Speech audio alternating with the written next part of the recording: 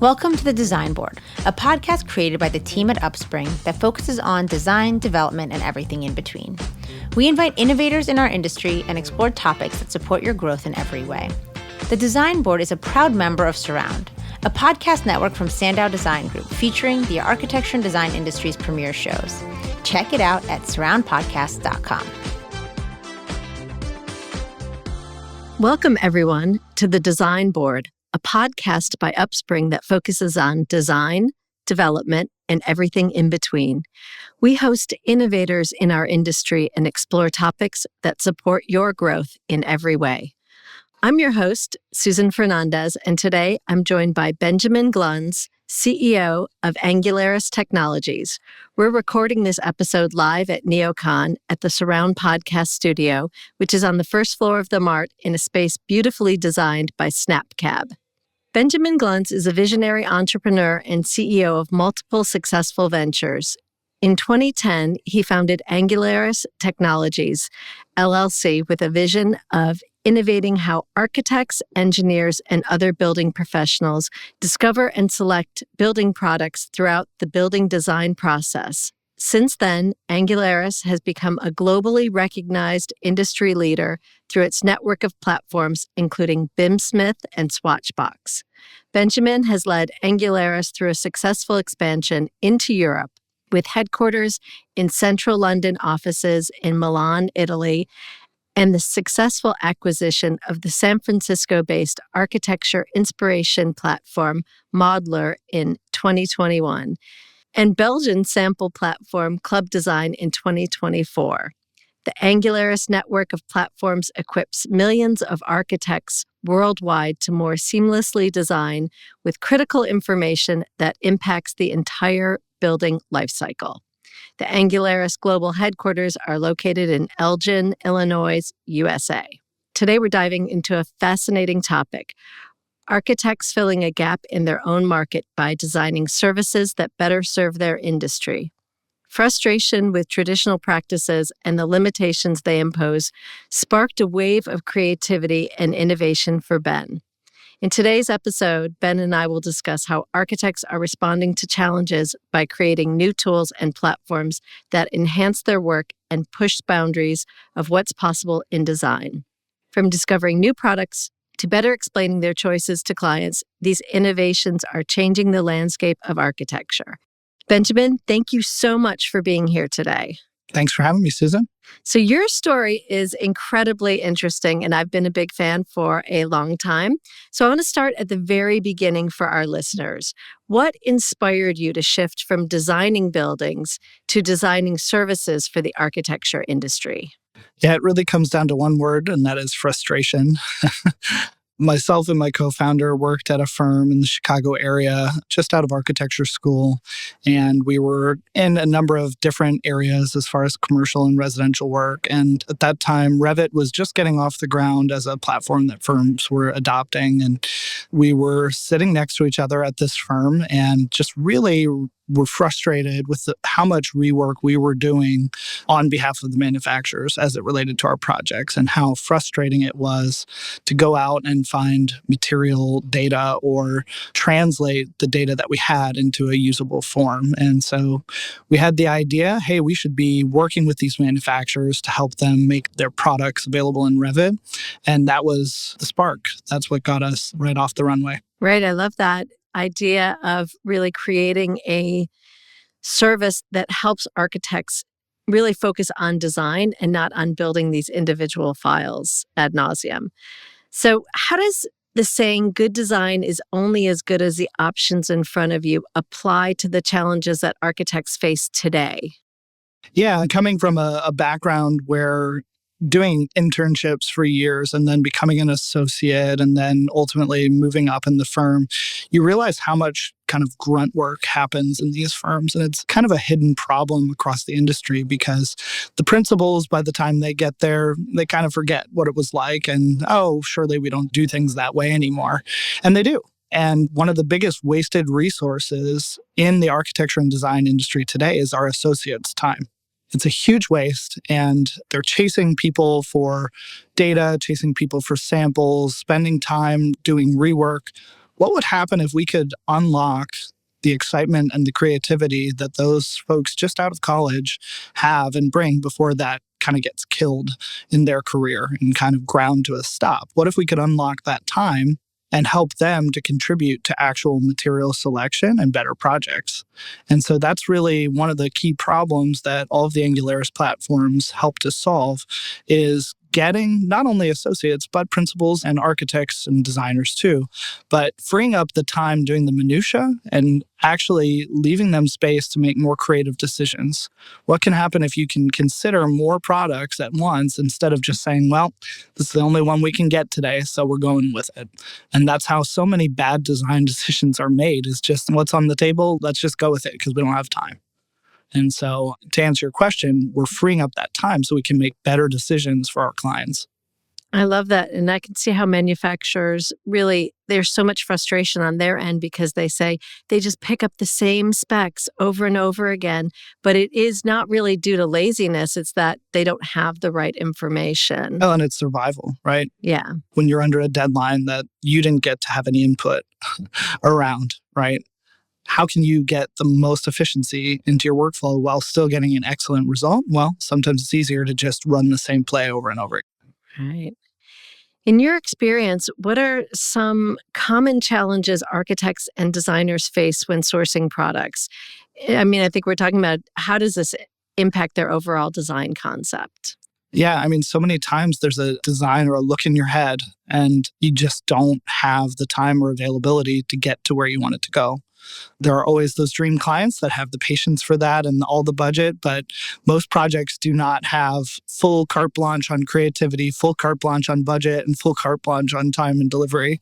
So you have to kind of choose, right? And so working with manufacturers, if you partner with them properly, it can really expedite those decisions. If you get those relationships down and those tools right, you can go to any manufacturer and they're going to be a great partner for you in that decision making and potentially save some of the trouble for you. And so I think one of the frustrations is firms are always getting called on. Hey, can I get you this? Hey, can I get you that? Hey, can I stop by for this? Hey, can I stop by for that? But then when it's time for me to pick up the phone, I don't want to be a lead. I just want to pick up the phone and know that you're going to pick it up on the other end and answer my question. And that's a fact I think a lot of manufacturers don't fully understand, is they're all about the leads and the trade shows and can I get this sample kit into your hands? But if they could just focus on being there when I pick up the phone, that would be the thing that could close the loop for them among the other things they offer and provide. So how can better awareness of available products help prevent all these challenges? So like ultimately, is it a big reduction of all this grunt work time and a refocus on design, or what exactly is it? Absolutely. It's a refocus on design and better decision making and higher quality decisions, higher quality products, right? If two things look the same, you might just go with it. But if you have a little extra time or a little better information or a better tool that I can quickly compare, then I can actually take it to the next level and say, well, I've got these two tiles. Which one is actually better for my use case, and do that extra level of decision making beyond just that base level, does it look good? Right. But we also live in a world of information overload. It's so true. So how can architects and designers effectively sift through the noise to find the best products for their projects?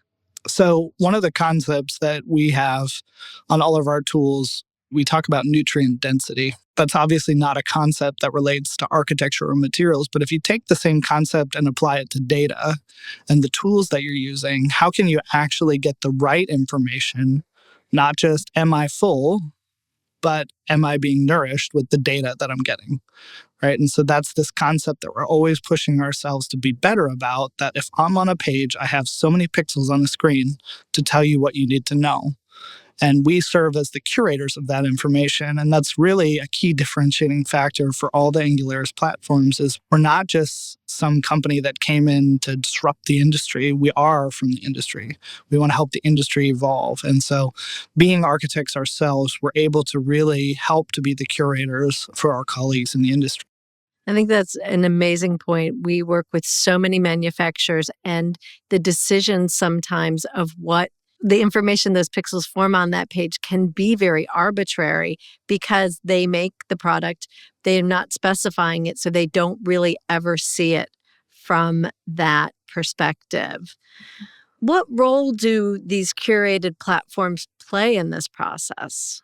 Well, first and foremost, our role is to aid in the process, make it more efficient, make better decisions. Because at the end of the day, any building is only as good as the materials that are going into it.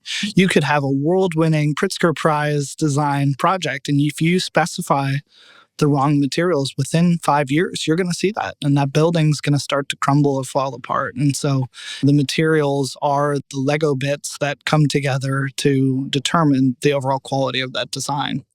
And so that's just such an important part to what we offer the users of our platform, is helping them to really make the best decisions possible, but then also do that in a really timely fashion. Yeah, I think we've all seen evidence of when products have been spec'd incorrectly. And it is kind of unbelievable that it still happens, but it does. BIM Smith seems to be a game changer for architects. How does it help architects discover and utilize products they might not have known about before? Sure. Our whole concept with BIM Smith is if an architect knows you and loves you, they're probably going to go to your site. If they've already got you in mind, that's great.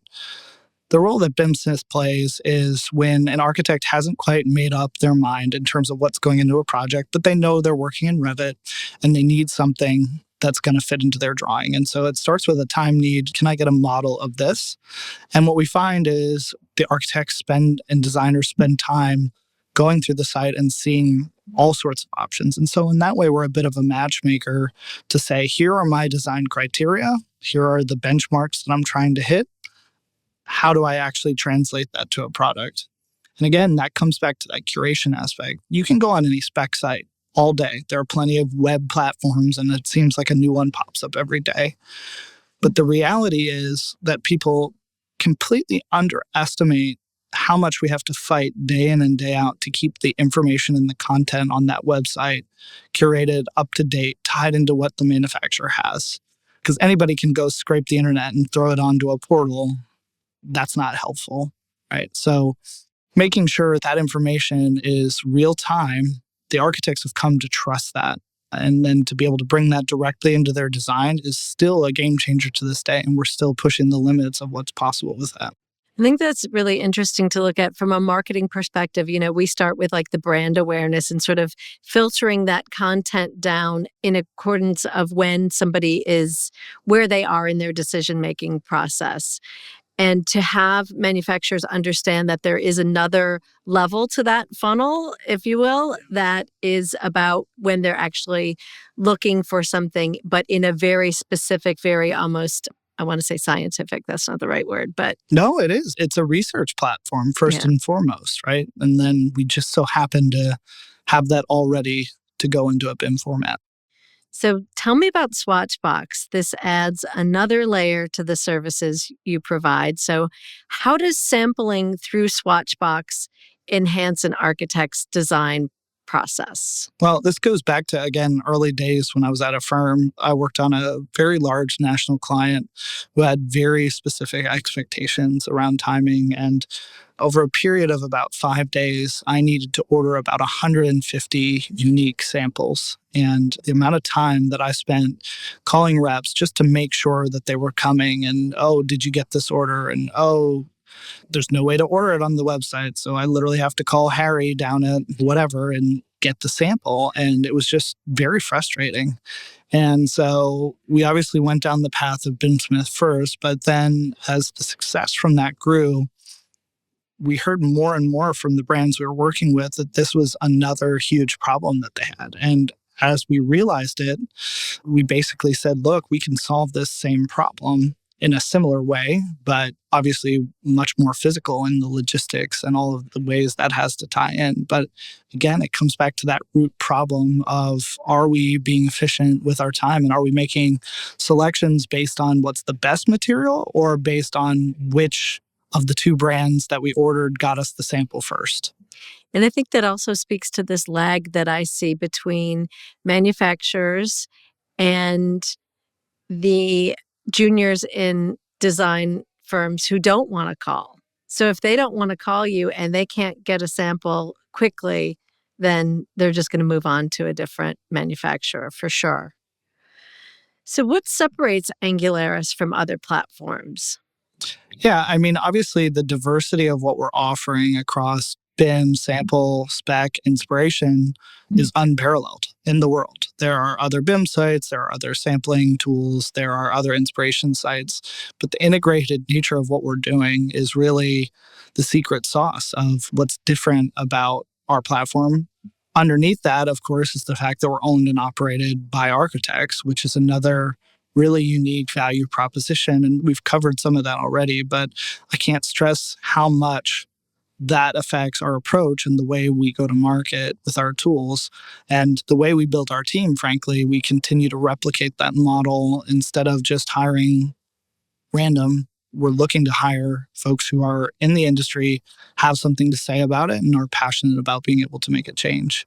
The other difference is because we're owned and operated by architects, there's no pressure for us to do some big exit or some big whatever, right? We're able to just continue to march on to move the needle for the industry. And we're motivated by that mission first and foremost. I think that's really evident in everything that you do. Looking to the future, what innovations or developments do you foresee in the architecture industry that could really further enhance how architects and designers work? There are so many tools and technologies out there, it's sometimes overload. And I feel like I'm getting pitched on the next widget every other day or the next disruptor who's going to take over the world. And it's going to be this and it's going to be the end of whatever as we know it. And I just think the industry needs more people who show up and do the work to move the industry forward. Obviously, innovate, obviously, be more efficient, be creative, but a little less talk and a little more action would certainly go a long way for this industry to move forward together. And so obviously there are all the buzzwords that you can go out and find in technology these days. I think I tend to take the hype cycle and cut it in half. No single one of these new technologies is going to be the answer to save the built environment or save the architecture and design profession.